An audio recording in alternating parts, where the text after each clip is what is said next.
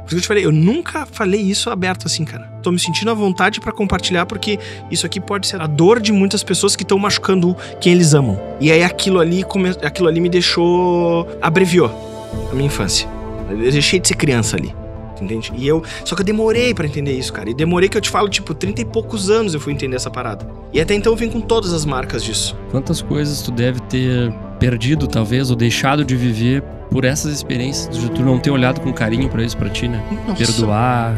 E com as pessoas ao meu redor, porque o que acontece? Quando tu fica muito lascado, naturalmente tu olha com as pessoas com os teus olhos. E se eu pensava que se eu passei por aquilo, naturalmente os outros também haveriam de passar ou teriam condições de passar. Porque a gente tem esse erro, a gente tem o erro de medir o outro com os nossos olhos. A gente só faz com o outro o que a gente faz conosco mesmo. Eu só consigo fazer o outro feliz, cara, se eu tô feliz. Eu só consigo fazer o outro prosperar se eu prospero. Eu só consigo fazer o outro crescer se eu cresço. Eu só faço o outro sofrer se eu sofro.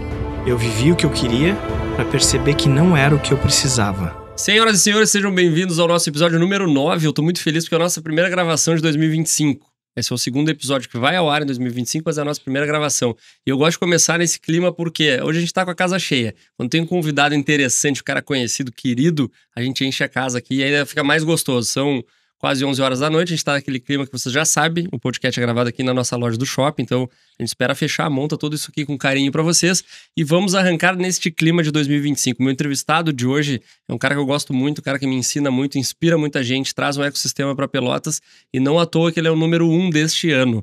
Mas, antes de apresentar o meu grande convidado, entrevistado de hoje, eu preciso falar dos meus parceiros patrocinadores que estão comigo em 2025, começaram o projeto junto com a gente em 2024 e seguem com a gente em 2025 para a gente fazer história nesse ano, inspirar o máximo de pessoas que a gente puder e contar boas histórias, contar bons cases de superação, que é para isso que nós existimos. Então, começando com meus parceiros da Pins Container, a galera da Pins, que é a solução em container. Talvez tu saiba ou não, mas o container é uma bela solução pro teu negócio. Eu sempre digo para vocês, a gente deixa o QR Code na tela aqui, direto pro Instagram dos guris, para que vocês sigam eles, para entender o que eles fazem, como a gente pode utilizar o container numa solução pessoal ou profissional, só que de uma forma muito divertida.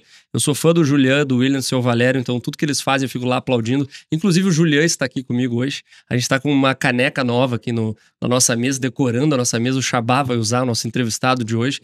Mas o que eu quero dizer para vocês é o seguinte, o container é uma belíssima solução e os meninos são especialistas. QR Code na tela, acompanha eles no Instagram, segue eles lá e pede um orçamento pro Julian que tu vai ser atendido do jeito que tu merece. Eu costumo brincar que se a calvície é algo mal resolvido pra ti, como não é pra mim, a Lumivi tá com um braço fantástico em Pelotas, que é o braço de transplante capilar. Marca uma consulta com a doutora Carol, vai lá, ela vai te atender, vai te entender, vai ver se o transplante capilar é uma solução pra ti ou talvez só um tratamento clínico, né? Que a gente vai fazer direto em Pelotas, mas se o transplante capilar for uma solução para o teu caso, tu vai poder fazer 100% aqui em Pelotas. QR Code está na tela, acompanha a Lumivi. Lumivi está com um grupo, tem um braço muito legal também que é a Vasculares, tem muita coisa acontecendo e eles são uma potência aqui em Pelotas, coisa de primeiríssimo mundo. Agradecer os nossos parceiros da Nut Bavarian, que além de decorarem a nossa mesa, trazem essas delícias aqui pra gente, pros nossos convidados. É uma delícia pra quem não conhece, é na entrada do Shopping Pelotas, bem na entrada da Panvel, é aquele cheirinho gostoso que tu sente quando tu entra, que tu não sabe o que é da Nut Bavarian. Prova, é viciante, a gente já tá viciado e todo mundo que vem aqui a gente acaba viciando também. Aquele cheirinho bom também quando tu desce do avião, é a Nut Bavarian. Prova e te apaixona. Natália Navarrina, nossa parceira de consórcio. Consórcio sim pode ser uma solução para te adquirir patrimônio, trocar teu carro, a tua casa, comprar alguma coisa na praia, realizar algum sonho teu. Fala com a Natália, ela vai te dar um bom aconselhamento e te trazer uma solução através do consórcio. Meus parceiros da Vigini, com a Mitsubishi, Vigini Mitsubishi, e com a Tui, a nossa motinha elétrica que decora a nossa loja, que é a minha diversão lá em casa, são os nossos parceiros da Vigini. O QR Code está na tela, sempre uma condição especial. O maior estoque de Mitsubishi, a pronta entrega do Rio Grande do Sul, está aí em Pelotas e é com a Vigini. A galera é muito boa de negócio, vai lá, vai visitar o Guilherme e a sua equipe, vai conversar e sair de carro novo, seja na Multimarcas ou na Vigini da Mitsubishi. Além disso, agradecer todo mundo que vem nos acompanhando, agradecer todo o carinho que a gente tem tido durante 24 e 25, pessoal da ATF, nosso parceiro que cuida do nosso BI, cuida também do nosso Biview com a Biview, né? Eles criaram pra gente uma solução, tanto pro podcast, quanto pro meu braço de influenciador, quanto pra Eva Pons. Os caras trouxeram uma solução visual pro meu negócio. Pra ti, que é muito comercial, que tem problema com o número, de parar e ficar olhando, eles têm a solução. Eles te ajudam a criar um BI, uma coisa visual para te enxergar o teu negócio e trazer uma solução para o dia a dia corrido do empreendedor. Agradecer aos meninos da Astra, nossos parceiros, Ju, Plínio e Gabriel, que fazem com que esse podcast seja uma realidade. E Toca Ficha, mais um ano que começa. E a Move Elevadores, que é o nosso parceiro que entrou por fim em 24 e tem feito grandes trabalhos com a gente, que são especialistas em projetos especiais de elevadores. Talvez o elevador seja a solução para a tua vida pessoal ou para o teu negócio. Podcast na área, nosso episódio número 9, e eu vou apresentar e agradecer a companhia desse cara especial, que é o Thiago Chabá. Seja bem-vindo, meu irmão. Prazer te ter aqui. Muito obrigado pelo convite. Fico muito feliz. Tá feliz? Muito. Sabe que eu começo o podcast sempre apresentando os meus amigos entrevistados aqui, e eu digo que isso é o que a gente enxerga hoje, que é o teu palco, tá? Então eu vou ler a tua biografia pra galera saber com quem a gente tá conversando hoje, mas o assunto hoje é porta pra dentro. Vamos lá.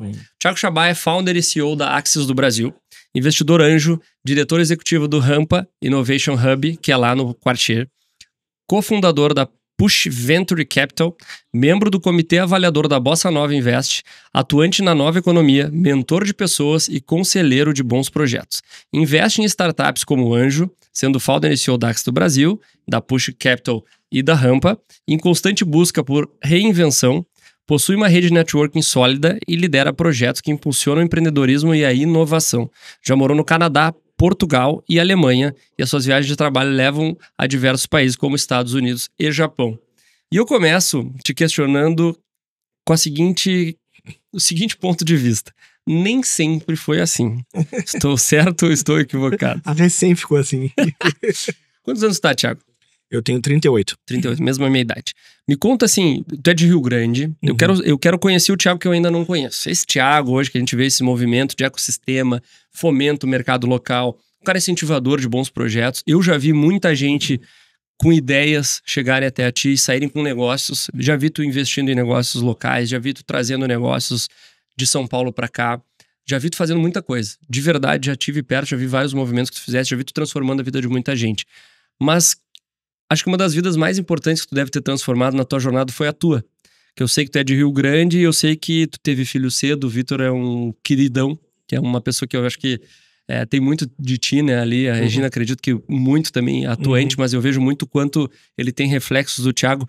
Mas eu quero que tu, hoje, pra gente entender onde a gente veio parar com esse podcast, a gente tem que ser um canal de inspiração para boas pessoas, independente do momento que elas estejam. No fundo do poço, se recuperando de uma quebra emocional, financeira, estratégica, ou performando bem e querendo se inspirar. Então vamos fazer um exercício hoje aqui de trazer a tua trajetória. A gente já sabe onde o Thiago tá e a gente quer saber de onde o Thiago saiu. Bom, como tu falou, eu sou de Rio Grande.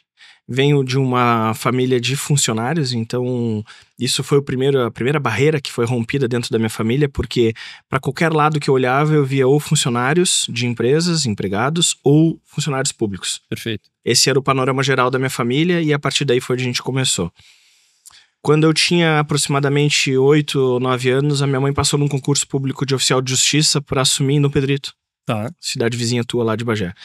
E aí lá foi onde começou a minha vida, que eu me recordo de algumas coisas. E aí nós fomos pra lá e em Dom Pedrito começou a minha vida, que eu lembro, assim, comecei com... eu fui pra lá, tava na 2ª série. Mas nessa transição é onde veio a minha primeira barreira e eu acho que foi a coisa que mais me moldou na minha vida. Tava falando disso nesse final de semana.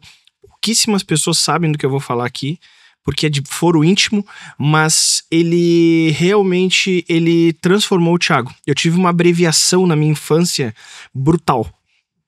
E isso fez com que eu, com 16 anos, fosse o líder da casa. Com 16 anos, eu tava coordenando o que ia ser feito, se trocava de carro, se não trocava, o cartão de crédito para onde é que ia. Com 17 anos eu larguei o ensino médio porque eu queria ter minha própria casa. Com 22 eu me casei, com 23 nasceu o Vitor. Mas o que foi que aconteceu quando eu tinha essa idade? E aqui tu tem 2 opções. Ou tu chora pelo que aconteceu, ou tu toma aquilo de ação e vai pra frente. Porque mais importa o que a gente faz com o que acontece, né? Todo mundo sabe disso, do que o que de fato aconteceu. Perfeito. Então, quando eu tinha ali meus 7, 8 anos, o meu pai, ele tinha uma participação, trabalhava numa empresa que era de transporte. A primeira empresa de transporte privado de Rio Grande, que levava funcionários de uma empresa para outra. Nesse meio tempo, a minha mãe assumiu como oficial de justiça, foi deslocada para Dom Pedrito. E naquela época, então, o meu pai era motorista e a minha mãe era que cuidava de nós. E em função do timing e da época do ano, que eu não me recordo bem, a gente teve que ficar sozinho em casa. Meu pai fazia o turno. Fazia o turno das 8 às 10 da noite.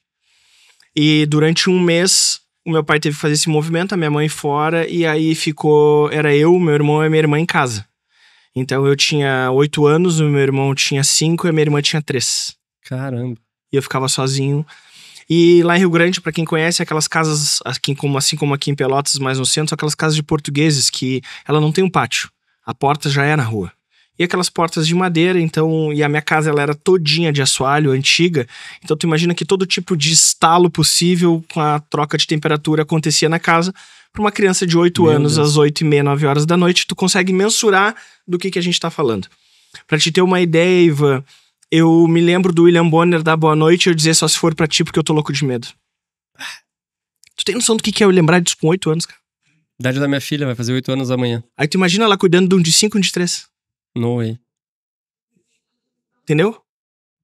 É um pouco da realidade. E aí, nesse momento, assim, que teve essa questão, naquela época, o pessoal mais novo aqui não vai lembrar, mas te lembra dos bips? Claro. Que a pessoa ligava pro teu bip, tu via o número do bip, e tu ia pro orelhão e ligava pro número do bip. Então, a minha mãe morava em Dom Pedrito, então tava fazendo essa função, tava num hotel e meu pai tinha o bip. E eu pegava e um certo dia eu fiquei com muito medo. E nesse dia que eu tava com muito medo, eu liguei pra minha mãe. E disse, mãe, tô com medo, não sei o que, papai. E ela veio querendo me acolher, e pai, e filho, isso e aquilo. E fica calmo. E eu disse, mãe, tô com muito medo, tô ouvindo muito barulho, não sei o que, não sei o que. E ela assim, tá, eu vou ligar pro teu pai então. Aí ela ligava pro meu pai via o bip, parava a caminhonete, ia pro orelhão com todos os funcionários dentro, fazendo o melhor que eles podiam com as ferramentas que eles tinham. Demorei a entender isso e demorei a perdoar eles. Acredito. Tu entende? Porque foi punk. Nesse meio tempo, o meu pai veio pra casa e aí ele chegou em casa e aí aqueles coroa mais a moda antiga ficou putaço. Né? Ficou muito indignado comigo e disse, pô, cara, como é que tu vai fazer isso pra ficar reclamando da tua mãe, não sei o quê. O pai tava com medo, não era chorando, aquela coisa toda. Mas, enfim, tomei uma ralhada ali que não era pra fazer aquilo ali. Aí passou, sei lá, 2, 3 dias, 4 dias, 5 dias. Eu tava em casa e eu vi uns barulhos fortes lá na frente. Eu fui caminhando, meu irmão foi comigo.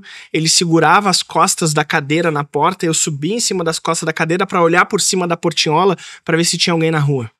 E quando vinha alguém passando, eu me escondia. Porque eu pensava que se a pessoa vê uma criança em cima da portinhola, naturalmente ela vai pensar que eu tô sozinha. Perfeito. Porque se eu tivesse com alguém, não estaria fazendo aquilo. Então, esse tipo de pensamento... Com 8 anos. Com 8 anos é o que surgia na minha cabeça. Aí, depois de isso aconteceu, deu mais uns dias, aí esse dia eu tava com muito medo e eu fui lá e liguei pra minha mãe. Porque eu também não podia fazer isso na frente dos meus irmãos. Imagina, é 13, 5, cara. Cara, que loucura. É surreal, assim, surreal. E não é num condomínio. Aí eu liguei pra minha mãe e aí chorando de novo, a minha mãe, não, filho, calma, não sei o que, papai, e eu soluçava, cara. E tu imagina o pânico da minha mãe... Lá, o meu pai trabalhando. Então, tipo assim, uma situação difícil pra geral, tu entende?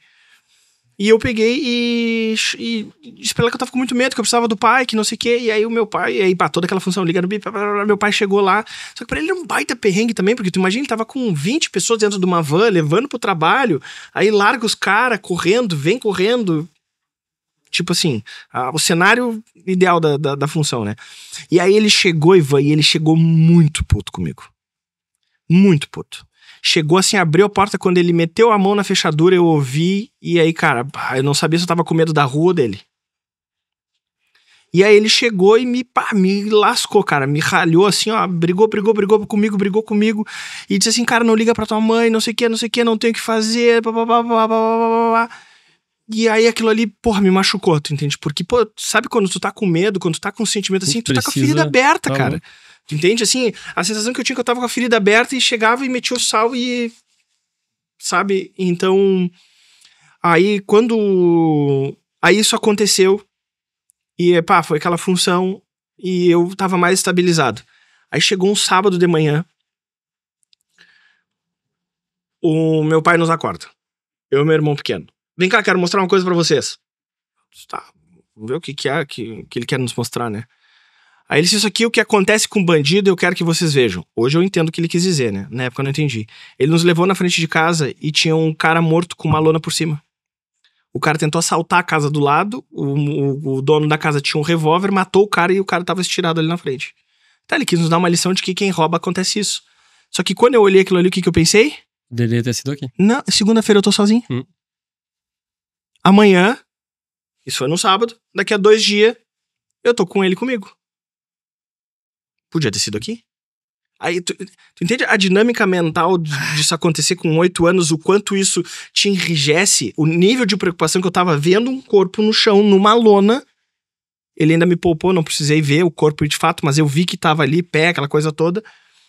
E aí aquilo ali, cara, começou a pegar o Thiago criança e isso aí foi tirando... tirou umas lascas fundas, assim, de mim, sabe? Assim, eu fiquei muito exposto. E aí aquilo ali me deixou... abreviou a minha infância. Eu deixei de ser criança ali, entende? Só que eu demorei pra entender isso, cara. E demorei que eu te falo, tipo, 30 e poucos anos eu fui entender essa parada. E até então eu vim com todas as marcas disso. E por que eu tô compartilhando isso aqui? Porque daqui a pouco tu tem aí, cara. E tu não olha pra essa parada. E quando eu olhei, isso me ajudou muito. Quantas coisas tu deve ter perdido, talvez, ou deixado de viver por essas experiências de tu não ter olhado com carinho pra isso pra ti, né? Nossa. Perdoar. E com as pessoas ao meu redor, porque o que acontece? Quando tu fica muito lascado, naturalmente tu olha com as pessoas com os teus olhos. E se eu pensava que se eu passei por aquilo, naturalmente os outros também haveriam de passar ou teriam condições de passar. Porque a gente tem esse erro, a gente tem o erro de medir o outro com os nossos olhos. Porque a forma com que a gente olha pra alguém é com a lente que a gente usa. Então se a minha lente é clara, eu vou enxergar claro. Se a minha lente é azul, eu vou enxergar azul. E o cara pode ser verde. Fato. E a gente demora pra enxergar isso. Porque pra tu enxergar qual é a lente que tu faz o contrário. Tu vira e tu olha o teu próprio reflexo. E aí é foda. Aí chegou a segunda-feira. E eu resignado de que eu não ia ligar. Liguei. Liguei pra minha mãe. Tudo igual. Toda aquela função. Só que esse dia foi diferente. Ele chegou, ele chegou assim, e aí de novo, puto, não sei o que, papapá. Só que, cara, sei lá, eu tinha o tamanho dessa mesa, sei lá, alguma coisa assim, entendeu? Um pouquinho mais que isso, um pouquinho mais do que isso, sei lá, 1 metro. Não sei o que era a minha altura, mas eu me lembro de, sabe, de tu olhar pro teu coroa que tu... Um gigante. Tu olha de baixo pra cima, assim. E aí eu falei, pai, tô com muito medo, não sei o que, E aí ele chegou assim, cara, eu falei pra tu não ligar pra tua mãe, e ele me bateu. Sabe quando tu sente assim, de cima pra baixo, assim, eu sentia que assim no meu rosto, ó. Pá! E aí aquilo ali foi Aí deu. Ali foi o ponto de corte, entendeu? Porque, cara, era totalmente o oposto a parada ali, tu entende? Só que, pô, meu pai foi órfão com 16 anos de pai e mãe, entendeu? Tinha 3 irmãos, passaram rolando, uma história punkíssima. Aquilo ali era o que ele sabia fazer e fez com muito amor. Eu tenho vários valores e eu tenho vários exemplos que ele me deu positivos. Tô falando de um negativo aqui porque aqui a gente tá falando do que dói, não é? Sim, é sobre isso. Eu tenho outros, quem tá assistindo, o pessoal não pensa, pô, o pai do cara é um baita de um crápula. Não, meu pai é muito top. Agradeço todos os dias por ele, mas eu tô falando aqui do lado ruim da coisa. Que é o que se propõe a fazer aqui, né? O que de fato vai melhorar a parada. Isso aqui pode estar acontecendo com alguém que tá ouvindo a gente. Se nem se era muito assim, esse escopo... Eu quero abrir um parênteses da tua história, porque como é distante hoje do pai que tu é, do pai que a gente tenta ser. Então, quando tu fala assim, eu fico pensando, cara, me coloquei no lugar como pai agora. Tipo, pô, Maria Clara vai fazer 8 anos amanhã, o João tem 4, vai fazer 5 em fevereiro.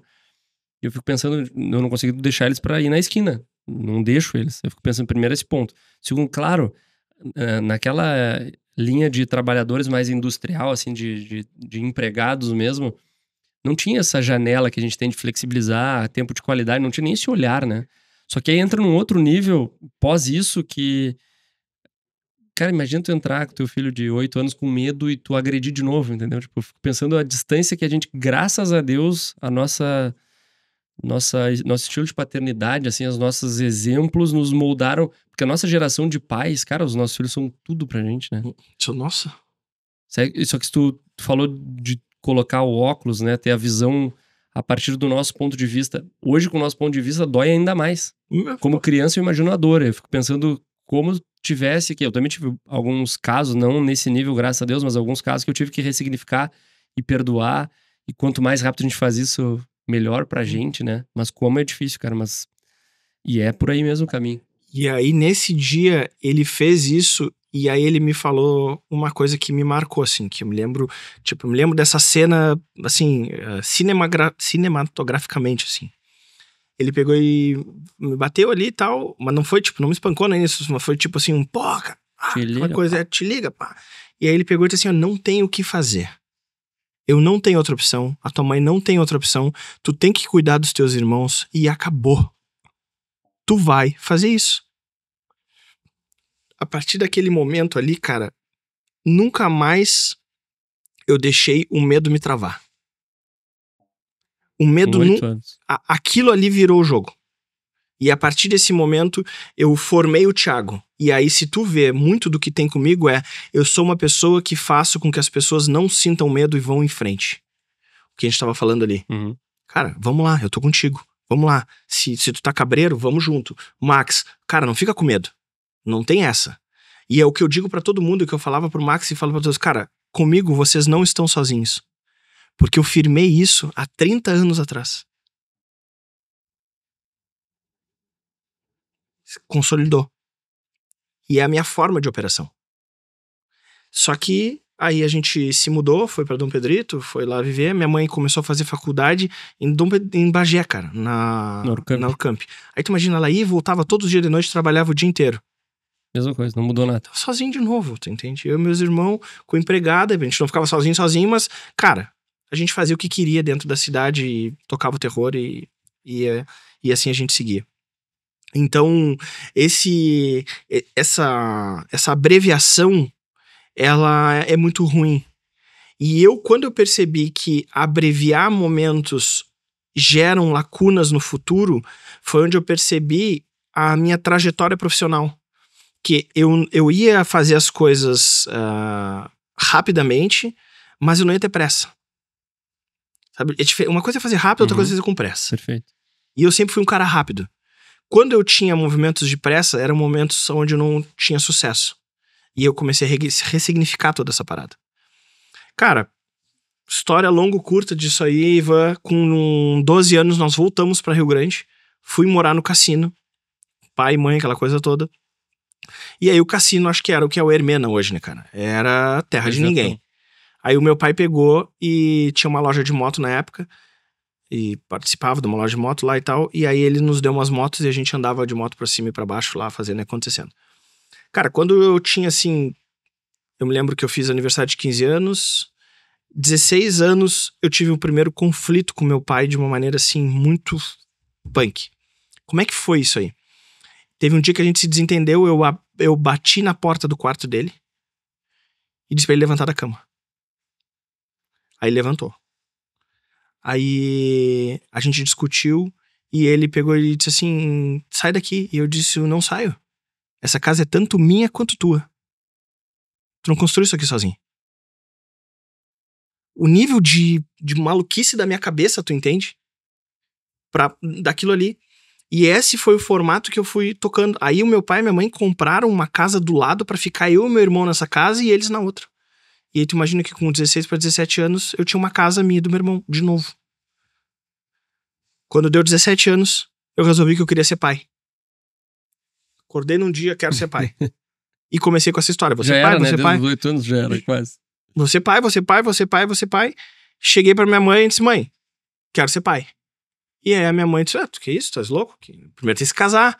E aí vem aquela frase, né? Quem casa sai de casa. Eu disse, tá, então o que eu tenho que fazer? Já tô na casa do lado aqui. Não, tu tem que ter a tua casa, tem que ter as tuas coisas, tem que trabalhar e tal. Eu disse, não, então eu vou começar a trabalhar. E ela não levou muita fé. Aí foi o que o Max falou antes, eu fui trabalhar numa pet shop. Trabalhei numa pet shop, limpando casinha de cachorro, fazendo pós-cirúrgico, limpando tudo que tu imagina dentro de uma pet shop de uma clínica veterinária. Depois disso eu trabalhei na Aloha, vendendo roupa. Boa. E aí da Aloha eu avancei e fui pro setor de informática, que depois foi onde eu abri a minha primeira empresa. Nesse meio tempo, cara, dos 16 pros 17 pro 18, eu decidi então isso. E eu cheguei pra minha mãe e falei pra ela, mãe, pra mim deu. Eu vou trabalhar full time porque eu já vi que é no trabalho que eu vou me desenvolver. No colégio aqui não tem fundamento. E ela assim, não, mas como assim? Eu disse, não, eu tô largando o colégio. Ela assim, como assim tu vai largar o colégio, Thiago? Eu disse, não, tô largando o colégio. Larguei o colégio em abril do ano, que eu não me lembro qual é, no ensino médio, no segundo ano. Eu fiz o primeiro ano, no segundo eu comecei a trabalhar e disse, não quero mais. E larguei o colégio, cara. E fui trabalhar full time. Porque naquela época era completamente disruptivo, né? Não, um caos. É hoje, né? Mas naquela época mais ainda. Exatamente. E a minha mãe é advogada, minha mãe é advogada não oficial de justiça, mas formada em direito. Meu pai é engenheiro de segurança do trabalho. Então, tipo... Formação era uma coisa... E ali foi onde teve esse movimento aí de conseguir mudar a logística, assim, mudar a forma de seguir. Porque eu já vinha numa tocada abreviada, como eu te falei. O que eu era pra fazer com 25 anos, eu fiz com 17. Muito cedo, né? Foi, cara, foi assim. E aí daria mais um podcast, né, pra falar disso, mas eu acho que aqui fica uma mensagem que realmente importa o que tu faz com o que acontece contigo e não o que acontece. E eu sou muito resultado disso, cara. Porque na minha cabeça era aquilo. É a vida que vai me dar de cima pra baixo, assim. E vai dizer, não tem escolha, velho. Ou tu vai, ou tu cai. Até que ponto isso te ajudou e até que ponto tu percebeu que isso estava te atrapalhando? Porque no momento da dor, minha percepção, me corri se eu estiver errado. No momento da dor vem aquela força, meio que uma raiva, né? Não, então tá, é isso, então eu vou fazer. Ah, não tenho outra escolha, então eu vou executar. Ah, vou trabalhar cedo, quero ser pai cedo, porque isso é um movimento que a gente, como pessoas proativas, empreendedoras, a gente tem. Mas chega uma hora e fala assim, pô, isso aqui tá me doendo. Isso aqui me machuca no fundo, porque eu não tô olhando pra isso. Até tu falou no início. Cara, olhem pra isso e tal. Até que ponto tu percebeu, cara, até aqui me trouxe. Agora eu preciso quebrar algumas crenças, quebrar umas coisas internas nossas, que fica da dor, pra tu avançar. Eu comecei a machucar as pessoas ao meu redor. De que forma? Eu comecei a machucar as pessoas que eram minhas sócias. Porque eu sempre fui muito exigente. Muito exigente. E, por exemplo, o Julián tava aqui. A primeira coisa que o Julián olhou é que eu tava olhando pra ele que ele tava de bermuda. O cara tá passeando. Tipo, isso não existe pra mim, tu entende? Tipo, não tem o passeando. Uhum. Eu tô passeando em casa. Fora de casa eu tô trampando. Full time. Sempre pronto. Muito rígido. Muito rígido. Por exemplo, assim, ó. Pra mim, sentar aqui é super importante nesse lugar. Porque eu não tô de costas pra ninguém, não tô de costas pra rua. Eu tinha horror de festa porque eu não sabia o que estava acontecendo nas minhas costas. As poucas vezes que eu fui, eu ficava encostado na parede. Eu nunca vou num restaurante e sento de costas pro fluxo. Eu nunca consigo ir pra um restaurante e não ficar olhando pra porta. Tá sempre armado, sempre atento. Sempre. E aí o que acontece? A gente faz os outros sofrer quando a gente sofre. A gente só faz com o outro o que a gente faz conosco mesmo. Eu só consigo fazer o outro feliz, cara, se eu tô feliz. Eu só consigo fazer o outro prosperar se eu prospero. Eu só consigo fazer o outro crescer se eu cresço. Eu só faço o outro sofrer se eu sofro. E foi onde eu me dei de conta. Eu disse, pô, tava machucando as pessoas ao meu redor. Porque eu tava exigindo muito disso. E a primeira pessoa que sofreu esse impacto forte foi a minha família mais próxima. Em quem eu tô falando? Do meu filho e da Rejane. E quem olha hoje o Vitor vê, a forma dele é totalmente diferente. O que é, da maioria das crianças, é a idade dele? O que difere da nossa criação? É que eu sempre trouxe ele com muito amor, mas sempre muito exigente. Tanto que eu sempre digo que eu não crio ele, eu treino ele. Uhum. Mas a partir da amorosidade. E eu sei que algum trauma a gente vai deixar, né? Aí tu vai escolher qual. É, fato. Fato, ponto. Acabou, entendeu? Então eu procuro lidar com isso. Aí, claro, tem a minha esposa, que sempre trouxe isso muito próximo e sempre me cuidou muito nesse sentido. Depois a Juliana, que é a minha consorte aí de vida, que a gente faz praticamente todas as coisas juntos. criamos a Axis junto, viemos antes da Axis junto, ela trabalhou comigo em outras empresas que eu tive, que também sofreu muito comigo, muito intransigente, eu era muito restrito, né? E depois os outros sócios que eu tive ao longo do caminho que eventualmente conectavam comigo, porque conectavam com a força que eu tinha, com o ímpeto, com o fazer acontecer, só que o dia a dia ele era muito doido. O Max é um cara morra, cara, é guerreiro, assim, porque ele pegou e disse assim, cara, eu quero avançar. Eu disse, cara, eu não sei fazer de outro jeito, o negócio aqui é pancada. Tinha um dia que ele queria me dar, ele disse, mano, eu tenho vontade de te dar o que tu tá fazendo comigo. Mas eu disse, cara, é assim que eu sei fazer, entendeu? E aí foi onde eu comecei a atenuar e fazer isso. Então, por isso que eu tive um turnover na minha vida de sócios muito grandes. Porque eu botava o cara do meu lado, entendeu? Pô, é sócio, mano. É pau, não tem. Não, tipo, não tem a possibilidade, por exemplo, de um sócio meu vir aqui e ele não tá arrumado, alinhado. Aí ele disse, não vai ter nada. Eu disse, não vai ter nada porque tu tá assim. Exatamente por isso. Então, o ponto focal da onde tu coloca a tua mente é o que muda o que acontece ao teu redor. Se tu focar em avançar, tu vai avançar. Se tu focar em crescer, tu vai crescer. Se tu focar em problema, tu vai ver problema. Se tu focar em obstáculo, tu vai ver obstáculo. Tu tem o livro aqui da Mente Milionária? Não sei se tá aqui, tá na minha casa. Vê se tem o livro da Mente Milionária. Uma vez eu vim aqui e vi. Tem? Não, pode abrir, página 75, segundo parágrafo. A questão é simples. Ponto.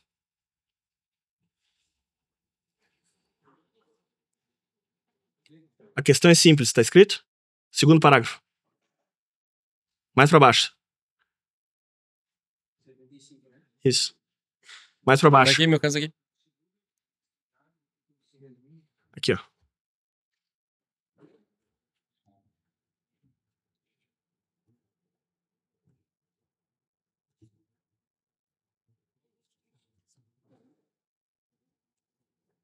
Esse é 85.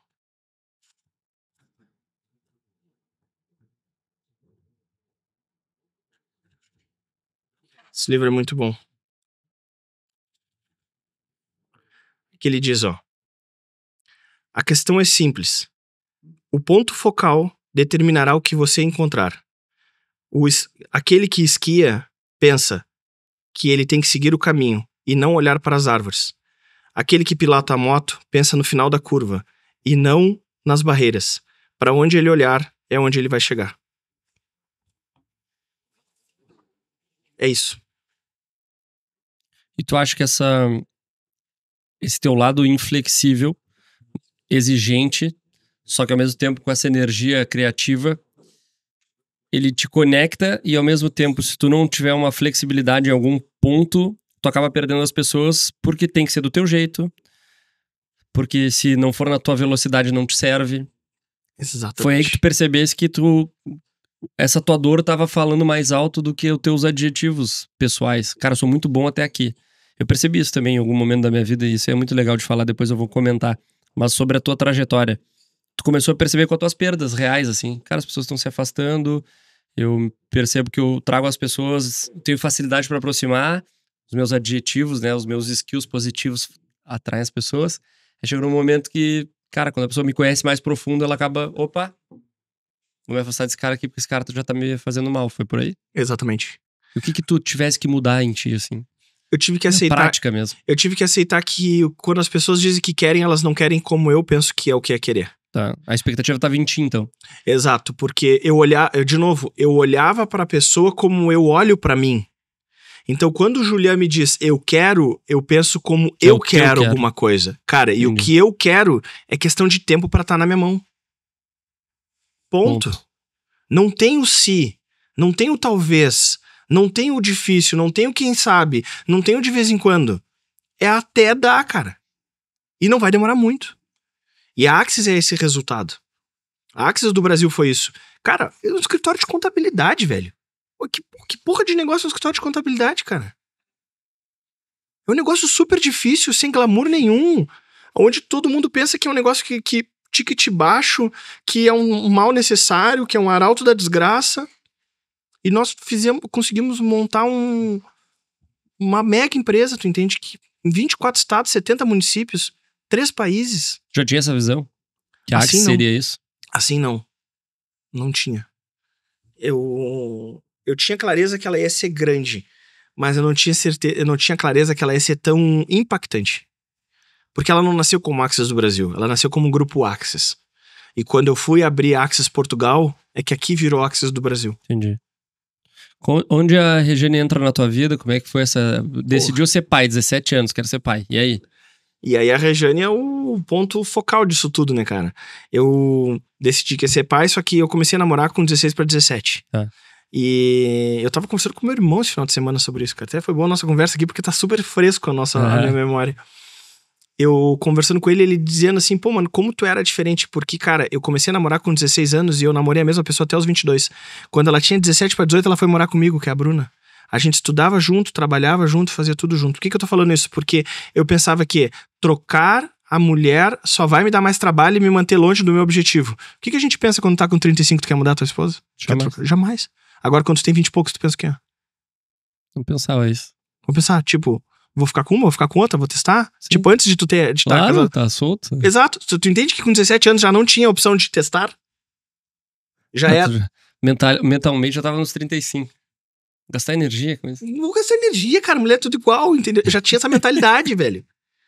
Aí o que acontece? Namorei até os 22. 22 anos eu já tinha minha empresa, já tinha uma empresa de informática, já tinha 8 funcionários. Eu disse, cara, beleza, os guris estão rindo ali. Tá na hora de meter o Bacura. Né? Sempre chamei o Vitor de Bacuri. Bacuri acho que é filho em Tupi-Guarani, né? Uhum. Aí eu peguei e disse, vamos ter o Bacura. Falei com a Bruna na época e a Bruna disse, não, tá, beleza. Mas eu disse, não, mas antes eu quero fazer uma viagem pro intercâmbio, sempre foi o meu sonho. E aí eu tinha grana pra pagar. Na época a minha mãe, que eu tinha mais jovem, ela não tinha. E eu sabia, cara, vai ser comigo e beleza, vou trampar. E aí que chegou os 22, eu disse, cara, vou fazer o intercâmbio, porque depois que eu voltar, em hipótese nenhuma, eu vou ficar 4 meses longe do meu filho, né? Acabou. Sim, essa dinâmica. E aí eu queria que ela fosse, cara. E aí ela, pois é, não sei o que, não quis, papapá. E meio que aquilo ali a gente se embolou, assim, foi uma treta. Porque ela ia ficar no cassino bem no verão, e aí nós guri, né, e tipo, cassino, verão, tu vai ficar sozinha, eu vou pra lá, e aí a gente ficou meio embolado, e eu fui embolado, né, cara. Aí fui eu e meu compadre hoje pra lá pro Canadá. Cara, quando eu fui em 5 de dezembro de 2008, quando eu fechei a viagem foi em junho, e o dólar tava 1,65, o CAD, que é o dólar canadense. Pra quem não lembra, em outubro de 2008 teve a quebra da bolsa, o subprime. É verdade. O dólar passou de 1,65 para 2,75. Então imagina que hoje tá 6, vai pra 9, 10. E eu tava com as minhas próprias expensas lá, né, cara? Então assim, eu fui pra lá e eu literalmente, eu tinha dinheiro pra nada.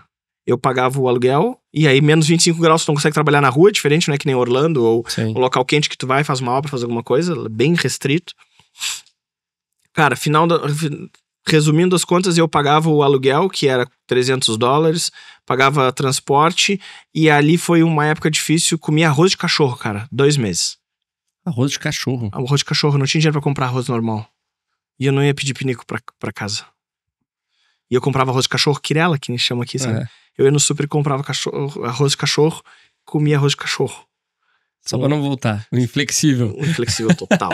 Não podia ligar e pedir, né? Não, jamais. Comi miojo com Nescafé 2, 3 vezes também, pra não ligar e pedir $50 pra mãe. Eu fiz essa também. Exatamente. Então, assim, aí, cara, tava nesse perrengue e eu já pensando em voltar, o meu compadre pega e diz assim, cara, vai ter um show do Bob Sinclair, não sei se a galera conhece, o Bob Sinclair era tipo o Alok da nossa época lá, né, cara? E aí eu disse assim, pô, que massa, cara, ele $150, eu, velho, $150 é comida do mês pra mim, cara, tu tá louco?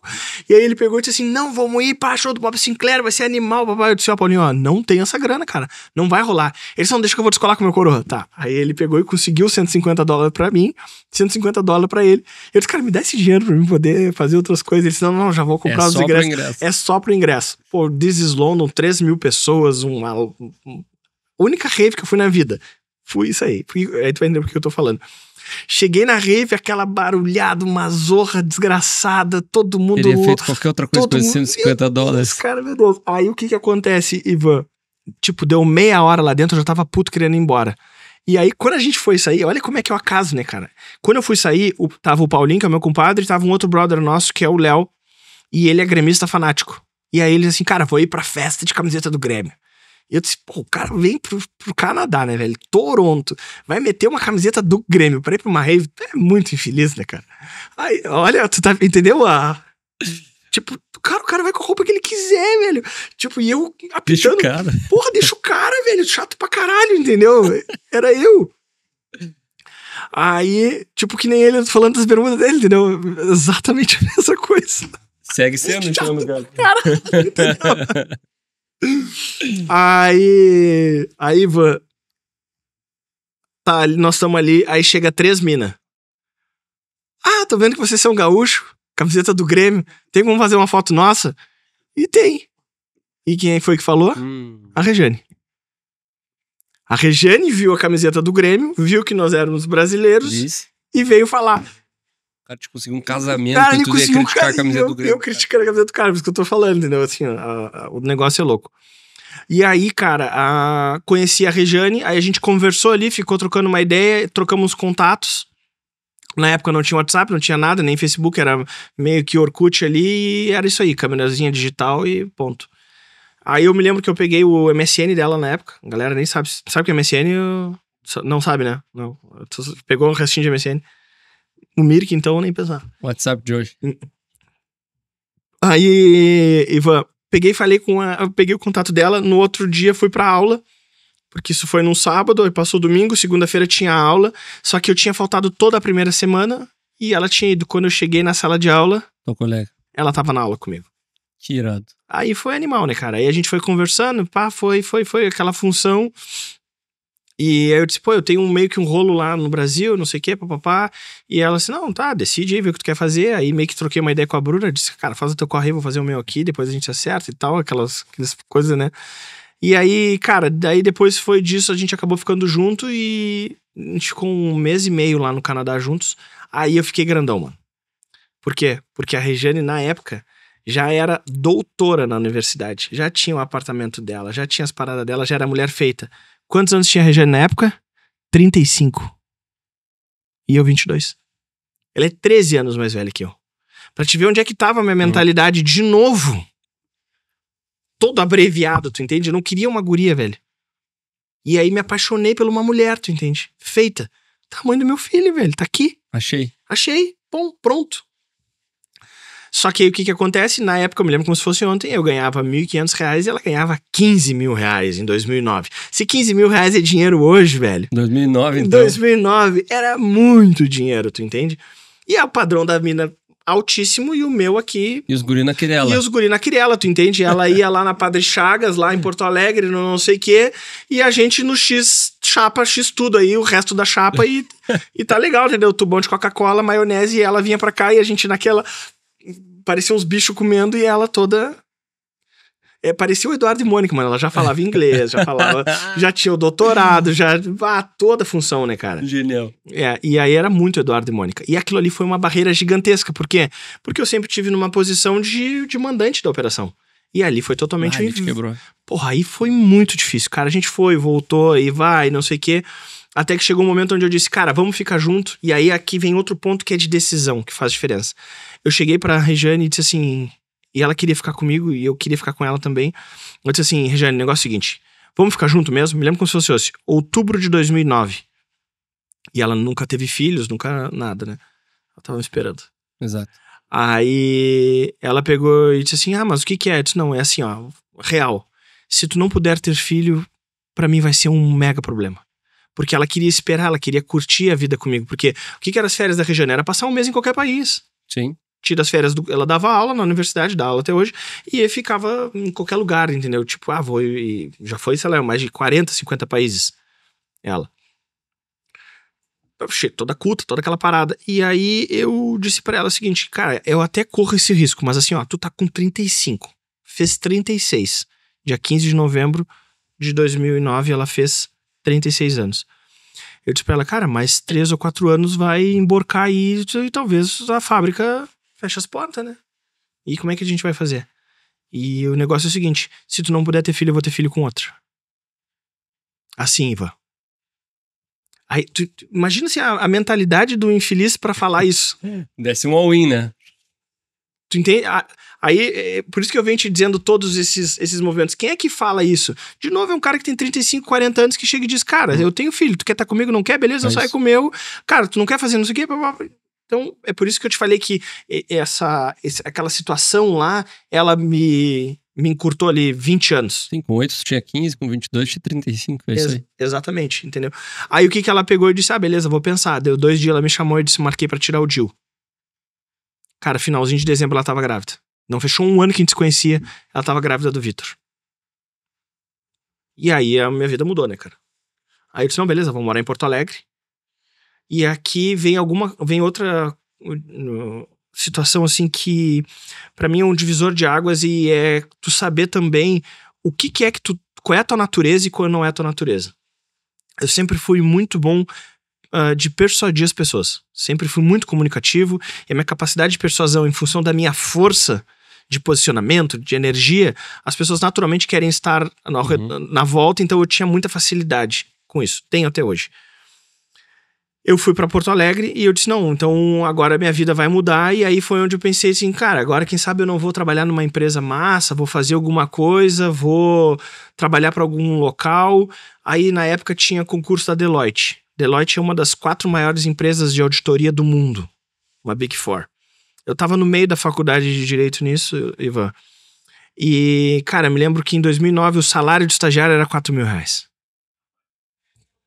Então tu imagina o que era de bom esse negócio. Empresa suíça, sede em Porto Alegre.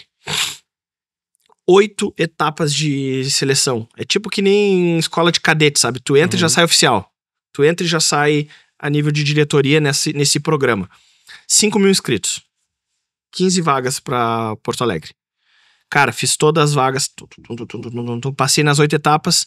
Fui selecionado. Reunião com o sócio. A hora de fechar o negócio ali. Regiane já tava grávida. Nisso aí ela tava com 6 meses do Vitor ali, umas 22 semanas, 21 semanas. Eles pegaram e me chamaram e disseram assim, Thiago, queria te dizer que tu foi selecionado. Eu, super feliz, né, cara? Dentro, usei todas as minhas skills possíveis dentro do processo seletivo, em grupo. Cara, tudo que é possível de dinâmica teve lá e eu performei, porque eu sabia o que tava fazendo. Enquanto estava todo mundo lá concorrendo numa vaga, eu tava tirando todo mundo das vagas. Eu tava preparado era meu. Aí, cara, até estudar a seleção, eu fui estudar quem é que coordenava a equipe, qual era as dinâmicas, quais eram as respostas, tudo. Cheguei lá, ele pegou e disse assim, cara, fica muito feliz de tu entrar, não sei o que, mas a gente viu que tu é um perfil de campo. Ou seja, tu não é um cara de escritório, tu é de campo. Beleza, sou de campo mesmo, não sou um cara de escritório, até hoje não sou. Quando ele me disse isso, ele disse, cara, nós vamos te deslocar pra Manaus. Porque tu tava alocado na unidade de Porto Alegre, mas como nós somos unidades autônomas, a gente cede hora de uma unidade para outra. Então, o que eles te usarem na sede de Manaus lá, eles abatem da sede aqui e beleza. E eu disse assim, cara, mas como assim eu vou para Manaus? E ele disse, não, tu vai para Manaus. E eu disse, tá, mas quanto tempo? Vai ficar 1 mês lá. E eu volto? Como é que funciona? Não, a cada mês tu pode vir e ficar o final de semana, a gente paga as suas despesas. E eu disse, Rodrigo, o nome dele. Rodrigo, ninguém me falou isso durante todo o processo seletivo. Aí ele assim, não, mas pode acontecer. Eu disse, não, tu tá entendendo o que eu quero te dizer? Não me disseram que poderia haver deslocamento. Eu não posso me deslocar, cara, minha esposa tá grávida. Ele pegou e disse assim, mas isso vai ser um problema imenso pra tu assumir a vaga. E eu disse, eu posso me negar aí? E ele não. Aí eu levantei e disse, cara, muito obrigado, pode chamar o outro. E virei as costas. Uma decisão puta difícil. Mas quando tu tem um propósito claro, a decisão é óbvia. Não torna ela mais fácil, mas é óbvia. E, cara, era o meu guri, mano. E ponto final. E aí, o que eu tava vendo ali? Eu tava alguém querendo controlar o meu destino. Eu tava indo contra a minha natureza. E isso foi mostrado na prática. E dali eu pensei, não, cara, nunca vou trabalhar em empresa nenhuma, ninguém vai dizer pra onde eu tenho que ir, eu que sei da minha vida. E é isso aí.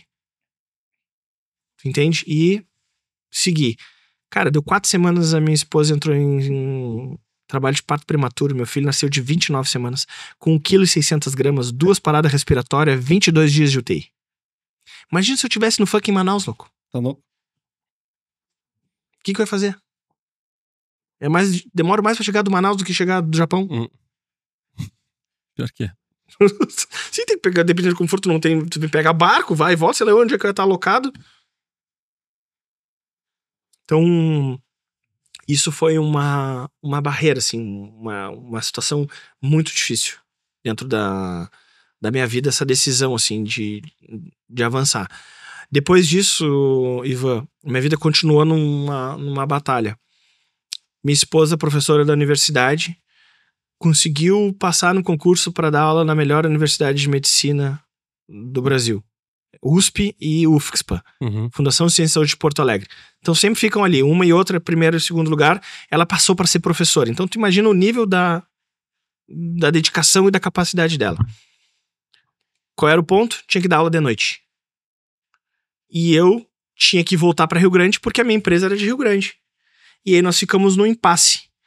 O que vai acontecer com o Vitor? Ele vai para a escolinha de noite e vai ficar na escolinha de tarde e de noite e eu vou ver ele final de semana e a Rejane vai fazer e não tinha que fazer e eu disse, não, eu não vou fazer isso. Porque eu sei o que é isso. Se fizesse voltasse aos 8 anos. E aí eu dei um contra na hora. E ela assim, tá, mas o que tu vai fazer? Ele vai morar comigo em Rio Grande. E tu fica aqui, tu vai final de semana, mas eu vou andar com ele e ele vai andar comigo. E, cara, nem que eu tenha que botar uma bolsa de canguru na barriga, esse guri vai andar comigo. E assim foi, cara. Quando ele tinha 6 meses, eu tinha 23 anos, 23 ou 24. A gente foi morar em Rio Grande, sozinho. Eu tinha empresa, levando todos os dias de manhã, com 6 meses prematuro, tu imagina. Pegava ele, montava uma mochilinha, fazia toda a função, tu tem filho, tu sabe o que é. Fazia tudo isso, largava ele na escolinha, ia pra empresa, trabalhava o dia inteiro, voltava, pegava ele na escolinha, largava ele na minha mãe, ia pra faculdade, voltava da faculdade, pegava ele e ia pra casa. Minha mãe queria ficar com ele lá. Quem sabe que não deixa ele aqui e vem só pegar no final de semana? Eu disse, não, meu filho vai andar comigo. O dia que a minha mãe tava de plantão, o Vitor ia comigo pro colégio, pra faculdade. E 2 por 3 ele tava comigo. A Rejane vinha final de semana, ficava com ele, pegava o ônibus da madrugada ali, domingo pra segunda-feira, passava a semana inteira trabalhando. Isso aí durou 1 ano e 2 meses. Ali todos os meus colegas passaram a me chamar de pai. Pai. Era um pai e mãe. Boa. Determinação. E aquilo ali era uma coisa que me preenchia. E ali, de novo, foi mais uma situação onde eu consolidei mais uma etapa. Porque tem uma coisa, Ivan, eu sou um cara, aí tu tem assim, tu não tem o filho que tu quer, tu tem o filho que tu merece. O filho que tu precisa. O filho que tá de acordo contigo. Que é o caso do Vitor. Eu sempre fui uma criança, cara, que eu nunca fiquei doente. A última gripe que eu tive, a última vez que eu tomei um remédio, a última vez que eu tive febre, foi em fevereiro de 2009 no Canadá.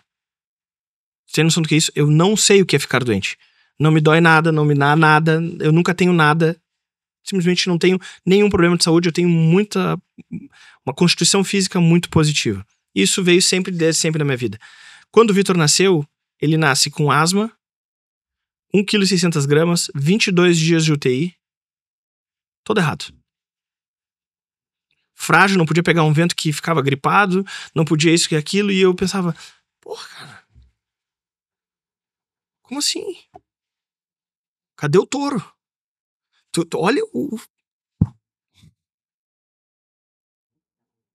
pra galera que tá ouvindo aqui, entendeu? Por isso que eu te falei, eu nunca falei isso aberto assim, cara. Eu não sei porque eu quebrei e daí tem isso. A gente consegue já chegar direto ao ponto. Não, já vem assim, cara, nunca falei isso aqui, assim, é um lugar em público e muito menos assim, mas tô me sentindo à vontade pra compartilhar porque isso aqui pode ser a dor de muitas pessoas que estão machucando quem eles amam. Boa. Cara, aí ali foi aonde eu entendi que as coisas não eram assim. E eu consegui aceitar aquilo ali e pensar assim, cara, é isso aqui, é o meu filho, é o que eu sempre quis. Deus me deu o filho que eu queria. E aí eu passei a cuidar dele, enfim, não que eu não cuidasse antes, mas teve uma vez que eu me questionei assim, pô, cara, o guri tá sempre doente, velho. Pra tu ter uma noção, cara, eu dava ibuprofeno, dava Tilenol e banho, velho. Todas as noites o guri ficava com febre todas as noites, porque tu não pode dar os 2 remédios junto. Aí tu dá um de 6 horas, aí no intervalo do outro tu dá de 3, aí não passava, tu ia pro chuveiro com o guri. Aí eu deitado com o chuveiro com o guri, tu imagina. E outro de cansado, porque o cara trabalha de dia de noite. Então assim, liquidado e com 24 anos, cara. E aí aquela história, assim, não tem da ré, né? Ainda mais do jeito que tu já tava, né? Não tem da ré. E ali, então, é quando tu baixa a cabeça e tu faz, cara. E tu vai em frente. Então, assim, quem vê o Thiago hoje, cara, é isso, tu entende? É assim.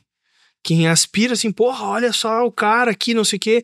Eu digo, cara, não é assim, velho. Nunca é. Não é assim, entendeu? Assim, aqui tem, assim, olha, um monte de caco, um monte de parada aqui que tu não quer pra ti, mano. Eu vou te dizer, tem coisas que não vale a pena. Eu tenho aquelas pessoas, eu não me arrependo de nada que eu faço, eu me arrependo valendo. Principalmente das pessoas que eu machuquei no caminho. Que se eu pudesse voltar atrás e corrigir, porque são algumas coisas que não faz sentido, tu entende, Ivan? E eu me perdoo por isso, me aceito porque acho que é o primeiro perdão que tu tem que ter contigo mesmo. Perfeito.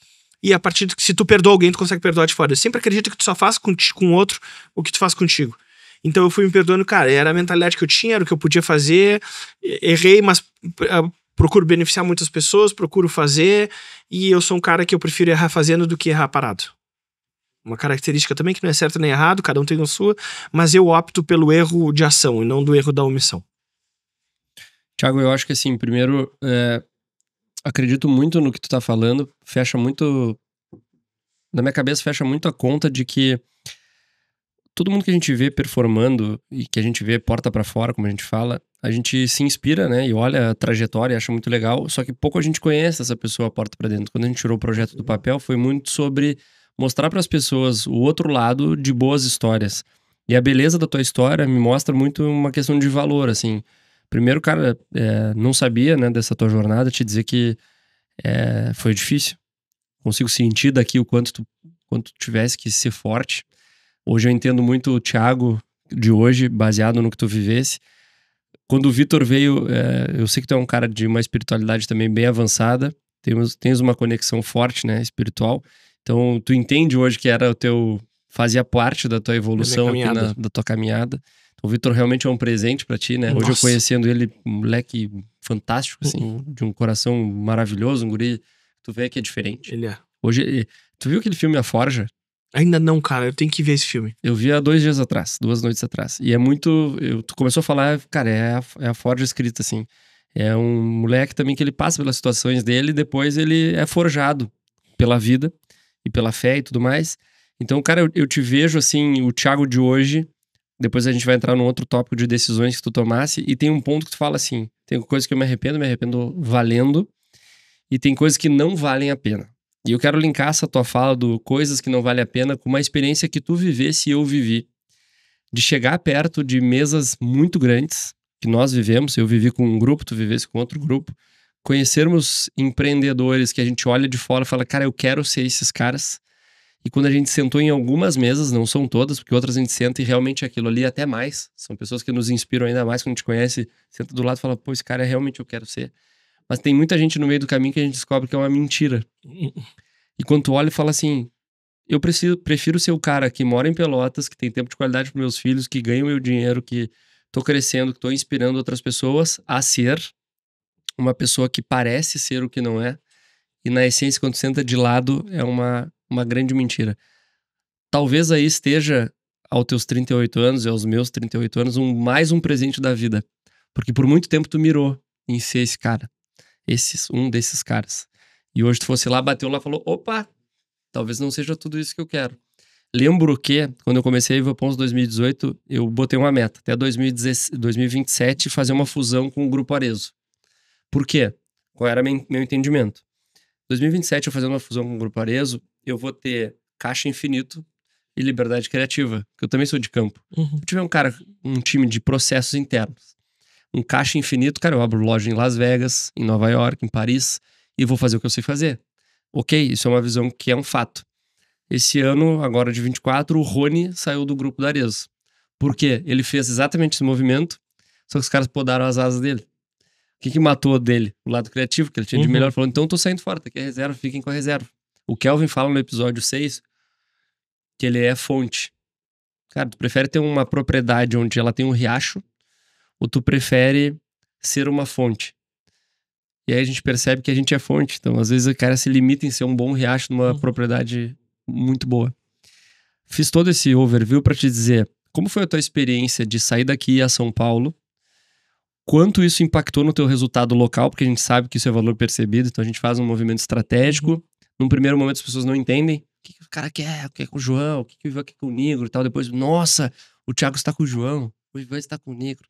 Só que no fundo, tu vai com uma expectativa, tu aprende na jornada e tu também entende que são seres humanos com as mesmas dores, tiveram passado, tiveram um problema com os pais, tiveram um problema de relacionamento. Então, meu questionamento, vou tentar formular a pergunta de forma correta, é: o que tu deixa de inspiração para as pessoas que miram ser um Thiago, miram ser um João Kepler, miram ser um Ivan, miram ser um cara muito maior do que a gente, para não ter aquela expectativa desacerbada e chegar no vamos ver e falar assim, cara, mas a minha vida já era legal. Minha vida, porque às vezes acontece isso, né? Minha vida não presta, que presta é do fulano de tal que eu acompanho. Quando eu chegar lá eu vou ser feliz, o dia que eu bater um número tal, quando eu for Forbes Under 30, quando eu tiver milhões, e tu percebe que às vezes vale muito mais tu ter um final de semana tomando um mate com teu filho em casa, com a Regiane, do que estar no Japão, do outro lado do mundo, pra fazer de conta que tu é aquilo que as pessoas esperam que tu seja. Vou te dizer uma frase que eu falei na tua mesa aqui quando a gente conversou sobre isso. Eu vivi o que eu queria pra perceber que não era o que eu precisava. Eu vivi o que eu queria pra perceber que não era o que eu precisava. Forte. A vaidade sempre foi algo que norteou minha vida. Eu sempre fui uma pessoa muito vaidosa, de resultados, de posicionamento, de tudo. E o meu movimento de ir pra São Paulo e pra esse movimento, pra essa galera, é porque eu me achava um jogador de primeira divisão jogando na quarta aqui em Pelotas. Tipo, não tinha desafio, tu entende? O jogo era muito easy, assim, não tinha essa... Não tava te movendo Não mais. tava, porque era vaidade, entendeu? Tipo assim, eu fazia qualquer coisa, dava certo, eu abria um curso, enchia a turma, eu fazia não sei o quê, e aí eu não sabia se eu era bom ou se eu tava jogando num lugar ruim. Aí eu disse, cara, vou colar lá pra avançar. E às vezes o cara não fala isso, né? E tipo, foi por isso que eu fui, eu queria ver se eu era bom. Exato. Queria ver qual é que era, entendeu? E aí o que acontece? Eu fui lá, percebi que eu tinha vários predicados e qualidades que me colocavam lá. Não era a exponenciação que nem era aqui, mas eu vi que era uma questão de tempo pra estar performando.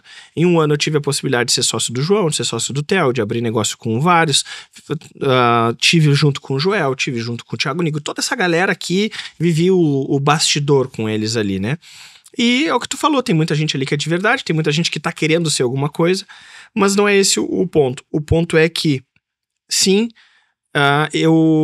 foi o ano que eu mais gerei receita financeira, foi esse ano. Então, sim, exposição deu dinheiro. Sim, performei como nunca tinha performado. Sim, ganhei num ano que eu não ganhei 10. A estratégia deu certo. Beleza, cheque, tá? Em setembro eu fiquei 4 dias em casa. De 24? De 30. É. 2024? 4 dias em casa de 30. Tu acha que vale a pena? Não. Não com os teus valores. Não vale. Não. E aí foi o que eu disse, cara, não vale. Aí por quê? Eu vivi o que eu queria pra perceber que não era o que eu precisava. Eu chegando lá fazendo um contrato de 50, 100 mil reais caindo na minha conta e no final de semana eu em casa, eu sozinho num fucking hotel. Louco pra estar em casa fazendo o básico. Eu disse, não quero. Não quero. E aqui tem outra coisa, tem gente que acha que um monte de dinheiro, não sei o quê. Eu vou dizer o seguinte, cara que ganha de 50 a 200 não muda a vida. É o mesmo game, mais solto. Só que eu pensei, cara, pra mim virar o giro de 200k mês, cara, eu tenho que abrir mão de tanta coisa que a minha vida aqui dos 6 dígitos pra baixo tá muito boa. Em Pelotinha, mano, com os meus brother, com a galera que é fechada comigo, não quero, cara. Não quero. E aí eu decidi, ali em setembro, outubro de 24, recente, de que eu ia puxar o freio. E que, de fato, eu ia fazer isso. Eu vinha ficar em casa a passeio. Eu disse, cara, não tem dinheiro que pague isso. Não vale a pena esse custo. Só que eu achava hipocrisia eu falar disso enquanto eu não tinha me testado. Provado. Eu não quero dinheiro. Sim, tu não quer porque tu não tem. Não, eu fui lá e tive, velho. Eu fui lá, andei no jato particular, andei no helicóptero, andei no não sei o quê, fui de primeira classe, tive nos Estados Unidos, fui pro Japão, fui pro Diaba 4 e no final das contas o que eu queria estar? Queria estar no Morro Redondo, na frente de uma lareira, comendo arroz e feijão, cara. Era isso que eu queria. E é difícil, né, tu quebrar o ego pra assumir isso, né? É mais uma vitória. Então, assim, de novo, porque eu tenho essa cisma que, cara, pra mim o cara falar de alguma coisa ele tem que ter vivido. Então, assim, cara, não quero, o dinheiro não é importante. Beleza, porque tu não tem. Sim, pode Porque, ser desculpa. Exato. Agora, tu foi lá e teve, tudo bem. Tem uma frase pra mim que diz muito: aquele que pode se abster tem poder 2 vezes. Perfeito. Aquele que pode se abster tem poder 2 vezes. Primeiro de tu poder é um poder. E tu podendo não fazer é outro. Concorda? Eu acho que... Acredito que Tem mais uma aguinha, gente? o grande desafio... Ali, Ó, deixa eu aqui. se vocês vissem as câmeras aqui, cara, tá todo mundo assim, ó. Tem aqui, eu acho, a tua água tá ali, ó. Eles não tá aí do teu lado. Ah, tá aqui, valeu. Eu acredito que a grande dificuldade da maioria das pessoas que chegam, abre aspas, lá, é tu parar, velho. Porque a vaidade deve te possuir de uma forma que... Uma das coisas que eu mais vi em São Paulo foi gente prometer coisa e não entregar. E achar que tá tudo bem porque já tinha um tamanho. E eu pensava assim, cara, não é isso que eu quero ser o dia que eu tiver o tamanho dos caras. Eu sempre pensei, tipo, eu quero ser over-deliver. Uhum. Então, quando eu começava a ver aquilo ali, que tu viu numa grande escala, eu pensava, o cara te promete te entregar uma caixinha disso aqui cheio de nut bavar. Uhum. Aí ele te entrega metade, mas ele é o fulano de tal, ele pode entregar. Aquilo aí pra mim nunca fez sentido. Se o cara já tá num nível de reconhecimento, ele tinha que entregar o dobro. E as pessoas meio que se acomodam num lugar que talvez era o que tu tava sentindo já em Pelotas. Qualquer coisa dá certo, eu já sou fulano de tal. Sim. Agora tu bater lá e voltar e falar, cara, não é o que eu quero. É um presente de novo, com pouca idade. Porque senão daqui a pouco tu podia correr até os 50, 60. Exato. Ah, eu tenho que ser esse cara, eu quero ter um avião particular. E tá tudo bem quem tá correndo atrás disso. Tá tudo certo. Isso aí. Preciso que traga um preenchimento de tipo, pô, é isso que eu quero. Eu tenho amigos hoje que chegaram lá, de Pelotas, Uhum. só andam de avião particular, só em primeira classe. O cara, uma vez por semana, tá no avião. Só que o cara chegou lá onde ele queria chegar. E tá preenchendo, cara. Uhum. Outra coisa é tu bater lá e voltar. Porque aí fica aquela coisa de... Não deu certo. O Thiago foi até lá, por que não ficou? Exato. Ah, lá em São Paulo não performou. Por isso que ele tá em Pelotas de novo. Não, performou. Tu entende? Que se o cara não tá com a cabeça no lugar, o coração no lugar, o ego no lugar, tu fica de novo preso nos julgamentos. Exatamente. Porque acho que é uma das coisas que mais tranca as pessoas na nossa região. É isso que a gente falava um pouco antes do podcast, a gente tava falando sobre ecossistema e sobre o poder do ambiente, né? Da ambiência, de estar no lugar certo. Eu acho que uma das coisas que mais trava aqui é porque a gente ficou tão gato escaldado que tu faz as coisas sozinho. Já com medo de tipo, pá, vou levantar a mão, ninguém vai me ajudar. Ou se ajudar vai ser muito mais, tipo, tomara que o cara se ferre, que eu tenho alguém pra pisar. Aquela coisa de, vou baixar o teu nível porque eu não preciso subir o meu. Sim. Só que a gente tá criando um movimento de que, cara, como é que foi lá? Me conta. O que eu posso fazer pra te ajudar? Como que eu quero aprender contigo, mas o que eu posso fazer pra contribuir? A contrapartida de uma forma verbal e muito clara. Cara, eu vou te dar uma água, mas eu gostaria que tu viesse no meu podcast. Cara, legal, pra mim serve e tal. Sim. Então eu quero te parabenizar pela humildade de bater lá e voltar e trazer isso pra gente. E te perguntar, nesse momento que tu tá aos 38 anos, as coisas funcionando, tu tá olhando pra Japão, tá olhando pra Estados Unidos, tá olhando pra empresa nos Estados Unidos, tu ainda tem alguns compromissos pra cumprir, que eu sei. O que tá no teu coração, assim? O que tá te motivando? O que vibra a tua alma hoje? Eu tenho alguns objetivos Tá. que norteiam a minha vida, né? Esse ano eu consolido a minha operação nos Estados Unidos, então a gente abre a Axis do Brasil lá, na realidade já abriu, Tá. só que lá ela abre com outro nome, abre com Plannerfy, que é Planner for You, né? Uhum. Então, fazendo um sistema de financeiro e contabilidade nos Estados Unidos. Já temos nossos primeiros clientes, já temos contrato assinado. Voltado pra brasileiro? Começando no mercado BR, Brazuca e Hispanos, né? Ah. Esse é a arrancada lá. Que é uma dor, né? Você tava me comentando. Nossa, gigante. Então, assim, esse é o segmento que eu vou avançar. A nível de contabilidade Brasil, nós estopamos nos 500 clientes. Então, hoje eu só tenho feito giro de carteira. Então, estopamos nos 50 clientes, 70 municípios, 24 estados, Bom. meta batida.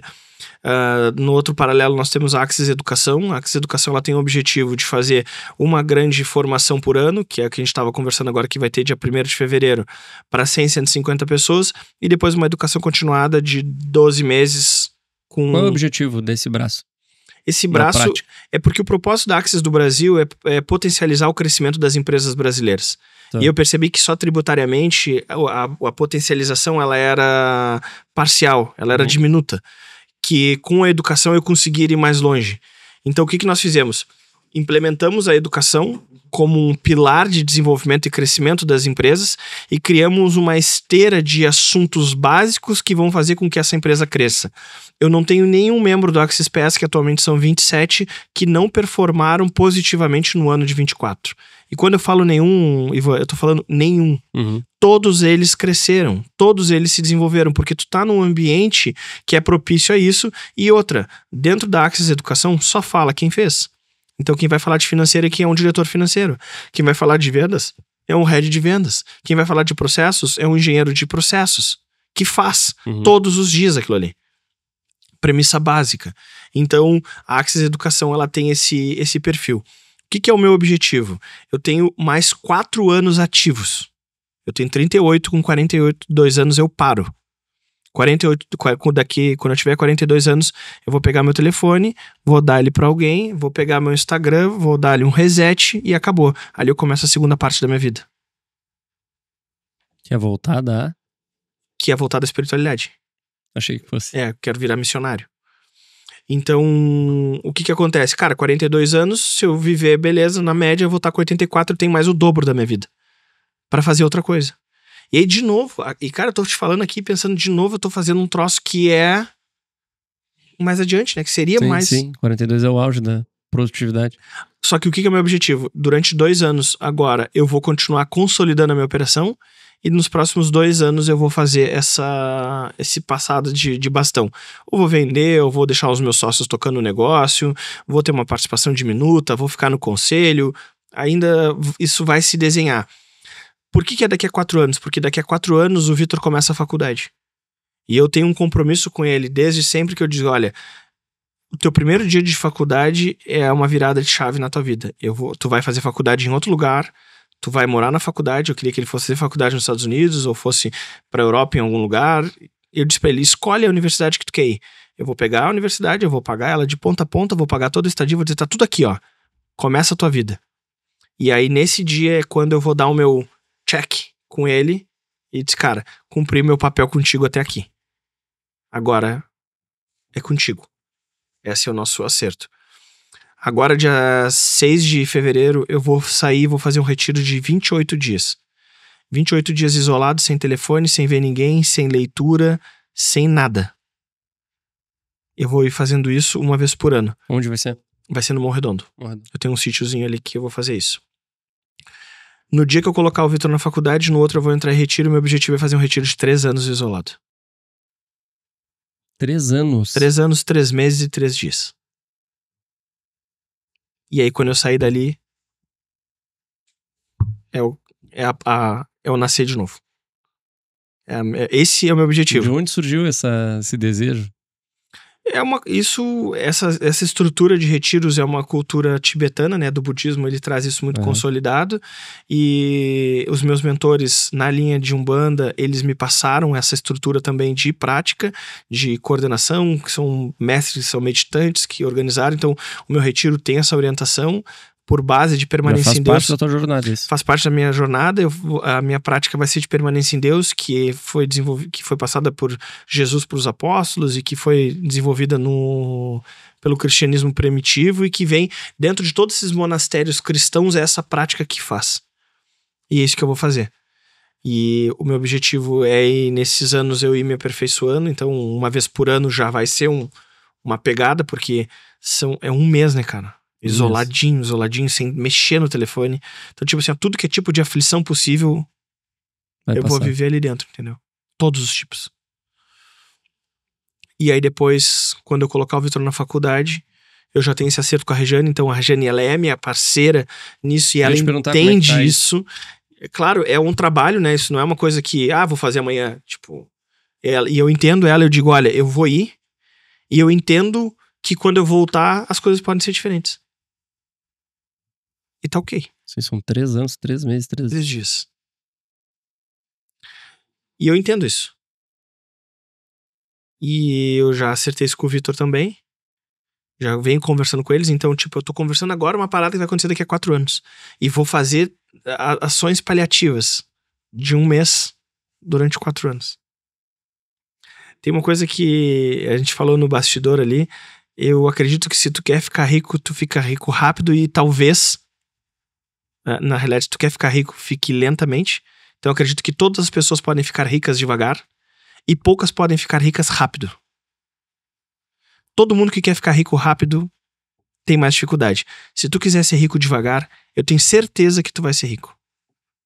Viver com uma vida abaixo do que tu ganha. Isso é uma premissa. E eu acredito que esses projetos de longo prazo, eles têm que ser feitos devagar. Mas eles têm que ter uma decisão tomada e dali tu não arreda o pé. Então assim, eu defini isso e agora eu vou fazer esse retiro. Eu acredito que vai ser a coisa mais desafiadora na minha vida. Eu acredito também. De olhando de fora, assim. Até pela minha dinâmica de vida, tu entende? Sim. Então assim, é o que eu vou fazer. E daqui a 4 anos, antes de eu sair pro retiro, eu vou vir falar contigo e vou te dizer, cara, eu volto daqui a 3. Ou melhor, alguma coisa volta. Com certeza, completamente diferente, né? E depois disso tudo, o objetivo, tu falou assim, eu quero ser missionário. Na prática, o que tu te torna? Na prática, eu me torno uma pessoa que vai viver num motorhome e que vai frequentemente visitar escolas dando palestra de empreendedorismo, o que for, do que eu sei fazer em escolas públicas, privadas, onde for, e todos os dias de noite eu vou estar em igrejas evangélicas, em católicas, em terreiros de umbanda, em centros espíritas, na rua, aonde for, levando a mensagem do Cristo, que é o que me motiva, o que faz com que eu avance. Ansioso pra ver essa versão. Vai ver? Vou acompanhar toda a versão Shabá empreendedor. Depois vou acompanhar missionário também. Exatamente. E aí eu vou empreender em outros pontos. Porque eu disse pra Regiane, eu já tenho o que eu quero. Financeiramente eu já bati a meta. Tu entende? O nosso patrimônio hoje, ele já gera o que a gente precisa. Organizado. Então assim, se for pra trabalhar no negócio, eu prefiro ter um orfanato, cara. Trabalhar num orfanato. Se for eu cuidar de gente, eu prefiro fazer isso dentro de um hospital. Entendeu? Tipo, porque não é mais isso. E tanto não é a grana que manda, cara, que a minha opção por dar o back de São Paulo foi essa. Porque, cara, não é isso. Só que, de novo, eu fui viver o que eu queria pra perceber que não era o que eu precisava. Tem uma frase que eu falo no episódio 7, eu acho, de um amigo meu que eu achei fantástico. Ele falou assim, às vezes eu preciso que a minha sabedoria me tire de onde a minha inteligência me colocou. Basicamente, Exatamente isso. Concorda com essa tua fala de, tipo, eu precisei ver algo que eu... Não era isso que eu queria enxergar. Essa é a verdade. E a gente sempre pede, Shabá, que o nosso entrevistador, o nosso convidado, o nosso entrevistado, olhe para essa câmera 3 e se coloque na seguinte posição. Imagina que hoje tem alguém que talvez seja o Thiago dos 8 anos. Tá com medo, tá num lugar escuro, se sente sozinho. Ele pede ajuda, ele não recebe. Ele busca carinho, ele não tem. Realmente ele tá sozinho, tem 8 anos, tá perdido numa escuridão da casa, todo barulho assusta. Só que ele é um adulto, ele tem filhos pra criar, ele tem marido, esposa, pais, alguém que precisa dele, tá sem resposta, tá sem dinheiro, tá quebrado emocionalmente, tá quebrado num relacionamento, tá perdido realmente. E essa tua mensagem vai chegar exatamente pra essa pessoa. E pensa que nessa câmera aqui tem alguém que tu pode impactar de forma a pegar da mão e falar assim, sai daí. Que recado tu daria? Primeiro é que tu não pode desistir. Que basta avançar um dia após o outro. Te apoie espiritualmente em qualquer doutrina, mas tenha um apoio espiritual porque ele vai te sustentar nos momentos que a razão não for o suficiente para te manter. Faz o simples, mais simples que for possível, de forma excelente. Não importa o que tu faz, qual é a profissão ou aonde tu quebrou. Simplifica ao máximo e faz esse simplificado o melhor serviço que tu pode fazer. Porque a complexidade de muitos fatores é o que faz com que a gente perca a nossa produtividade. Grandes empreendedores que quebraram foi porque eles quiseram ser multifatorais e eles não têm essa capacidade. Porque a empresa cresce mais rápido do que a gente. E a gente não coloca as pessoas certas para fazer aquilo que a gente não sabe. Então, simplifica a tua vida. Lembra que tu não pode desistir, te apoia espiritualmente em alguma coisa e lembra que as pessoas vão acreditar em ti quando tu acreditar. E é por isso que eu preciso que tu faça alguma coisa de forma simples e bem objetiva. Porque tu vai fazer e vai dar certo. E tu vai acreditar em ti. E tu vai colocando um tijolinho em cima do outro.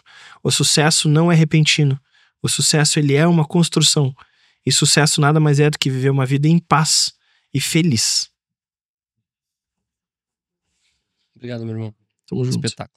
Por falar em coragem, eu tô até com uma pulseira aqui que diz: o trabalho devolve, que eu ganhei do Joel J. 2022, eu fui no escritório do Joel J para apresentar a Ivan Pons. E aí eu cheguei lá muito encorajado, muito feliz. Era do dia do meu aniversário, 16 de setembro de 2022. Acordei 6 da manhã, tomei café com a Thaís, com as crianças, fizeram um café da manhã lindo pra mim. Entrei no carro, fui pra Porto Alegre, peguei o avião, cheguei em São Paulo, 4 da tarde, chuva. Cheguei em Guarulhos, caiu o mundo. Atravessei a cidade, fui até Alphaville, cheguei no escritório do Joel, lá na Avenida Copacabana, entrei no escritório do Joel, o Joel saindo de um podcast. Tava com um tênisão grandão que eu usava na época, o Joel sai, dá 2 passos, eu fui cumprimentar o cara, pum, pisei no pé do Joel. E um pé grande, né? O cara perto do 46. O cara de pé descalço, pisei no pé do Joel.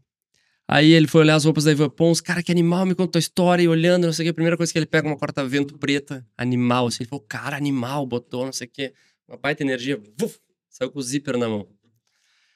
Aí eu olhei e falei, cara, não pode ser verdade, eu pisei no pé do cara, o cara saiu com o zíper, cara, beleza. Desconstruímos aquilo ali, conversamos horas e tal, fui embora, ele falou, cara, gostei de ti, top, vamos seguir conversando e tal. O tempo passou, ficou uma proximidade, assim, de conversa através de WhatsApp e tal, mais fria, não teve negócio nenhum. A ideia lá era, cara, botar o Joel, na época ele queria comprar uma marca de roupa, botar o Joel de sócio do negócio, vai entrar de sócio, vou estourar a marca. Obviamente, nos 3 primeiros meses ali, fiquei frustrado, né, não deu certo. Saí dali, fui pro grupo do clube e tal, passamos o final de semana juntos, vim pra Pelotas. Aí conversando com a Thaís, falei, bah, amor, não deu certo. Tá. Passa o tempo, 2 anos depois, toco meu telefone, 2 empresários, cara, Joel J em Pelotas, tu faz parte do evento, eu quero que tu seja a cara do evento, tu vai me ajudar a ser o comercial, toda a estratégia contigo, barará, barará, barará. Só que eu preciso que tu me ajude a fechar o negócio, a gente sabe que tu tem um caminho das pedras e tal, fiz todo o trâmite. Falei com a Lalas, esposa do Joel, fiz todo o caminho, bum, Joel J, 2 anos depois, em Pelotas. Vou deixar o QR Code aqui, se tu ainda não comprou teu ingresso, o evento vai acontecer dia 14 de março, no centro de eventos, um evento para 5.000 pessoas, uma estrutura que Pelotas ainda não viu. A gente vai fazer um troço animal, a Axis está junto. Qualidade, exato. A Axis está junto com a gente, obrigado pela tua parceria nesse evento, a gente vai ter um lounge lá, Axis Pass. Axis Pass. Pra galera do Shabá lá, galera premium, que acredita na educação, que acredita na Axis, vai ter um espaço com a gente. Inclusive, vou deixar depois o QR Code do teu evento. Mas do longo curto, a mesma coragem que me fez ir até lá, foi a mesma coragem que me manteve no caminho. Porque apesar de não ter dado certo, Deus age de formas inacreditáveis. Eu achei que eu tava indo lá vender uma marca de roupa pra ele ser meu sócio. Mas na verdade eu tava abrindo a porteira pra Pelotas começar a receber palestrantes e pessoas de tamanho quilate que a gente não conseguia trazer. Exatamente. E ele é o primeiro de vários que a gente vai trazer. Então é muito louco de tu entender, e eu vou deixar como o meu recado final, é que às vezes as coisas parecem que não deram certo. Só que se tu deixar Deus agir, porque às vezes parece que Deus demora, mas Deus capricha, ele não demora. Tudo tem o seu tempo. Então, às vezes parece que tu tem uma expectativa que algo vai acontecer do jeito que tu quer, mas não é do teu jeito. Então, juntando com a fala do Shabá, te apega em alguma coisa que faz teu coração vibrar. A gente, no caso, a gente tem a nossa fé, a gente tem Deus como o nosso guia, que faz com que a gente tome todas as nossas decisões, e às vezes parece que deu errado. Mas ele age da forma dele. E ali no fundo, no final do caminho, ou quando as coisas ficarem claras, você vai entender o porquê que tu tá passando por isso. Usa desse teu quebrei o reticências do Idaí. Faz daqui um processo de novas decisões. Pega essa dor que tu tá vivendo, como o Thiago teve várias que ele exemplificou aqui, eu já trouxe algumas minhas. Tira proveito disso. Sai diferente, erra erro novo, aprende com isso, te perdoa, que foi algo que a gente falou aqui, o mais breve possível. Uma das dádivas que eu tenho é ser um cara questionador. Eu sou inflexível em vários pontos. Eu tenho treinado a minha flexibilidade para ser um cara mais leve. Eu tenho sido melhor como pai, como marido, como amigo, como gestor, quando eu sou mais leve. Mas uma das coisas que eu me dei de presente é ser um cara que muito autocrítico em questão de análise. Eu tô sempre pensando que as situações... Por que aconteceu isso? O que eu posso tirar proveito disso? Quem eu posso virar, me tornar a partir disso? Então aproveita esse momento de dor, esse momento de aprendizado, esse momento de quebra de expectativa, cria uma nova jornada a partir daí, com novos skills. Aprende com o Thiago, aprende com o que tu escuta aqui, aprende com os outros episódios que a gente já contou e vai contar. Aprende com a pessoa do lado, pede ajuda. Eu tenho dito que com a mão levantada e a guarda baixa, tu vai aprender muito, muito. Quanto mais rápido tu for humilde, quanto mais rápido tu pedir ajuda, quanto mais rápido tu sentar em mesas que vão te evoluir como seres humanos, como ser humano, né, como pessoa, muito mais do que como profissional, melhor pra ti. É um presente que tu te dá. Então, esse evento do Joel, pra mim, é a maior prova. Em 2022, eu saí de lá me sentindo envergonhado, frustrado. Em 2024, eu fui a ponte, o caminho que trouxe o cara até aqui. Nada é por acaso, nada é à toa, tudo tem aprendizado e tudo tem um porquê. Certo ou errado? Tamo junto. Obrigado pelo teu tempo. Já são quase 1 da manhã. O divertido do nosso podcast é isso. A gente bate um papo. Eu sempre me coloco aqui num papel de aluno e hoje eu aprendi muito contigo. Já te admirava, te admiro muito mais. As pessoas que talvez não te conhecessem tão bem vão sair com a imagem de quem é o Thiago de verdade, muito além do Thiago da Axis do Brasil, muito além do cara que vai a São Paulo, dá palestra, vai pro Japão, tá impactando um monte de gente. Eu desejo que todos os teus planos se realizem. Obrigado. Eu quero ver todas essas versões. E muito legal saber que eu vou ter um amigo missionário. Espero te encontrar por aí. Com certeza vai. Orfanato, hospital, escola. Eu também tenho ideia de, quando tudo tiver clareza, pra mim fazer parte de algo maior. Quem sabe tá aí já uma resposta pro meu caminho. Irmão, obrigado. Sucesso. Vamos juntos. Galera, curte o vídeo, manda pro amigo que precisa ver. Te inscreve no canal do Quebrei Daí. Sabe, quanto mais a gente fizer esse movimento de transbordo na vida dos outros, melhor pra todos nós. Que a vida é isso, a gente impactar o próximo o mais breve possível, de uma forma mais bonita possível. Agradecer a todo o meu time que tá aqui, agradecer a galera que ficou com a gente até esse horário. Esse foi o nosso episódio número 8. É 8? 9. Já é o 9. Nosso episódio número 9. Em breve o 10. E a nossa meta é chegar em 200 episódios o mais breve possível para te entregar o máximo que a gente puder. Um abraço e até a próxima. Até mais.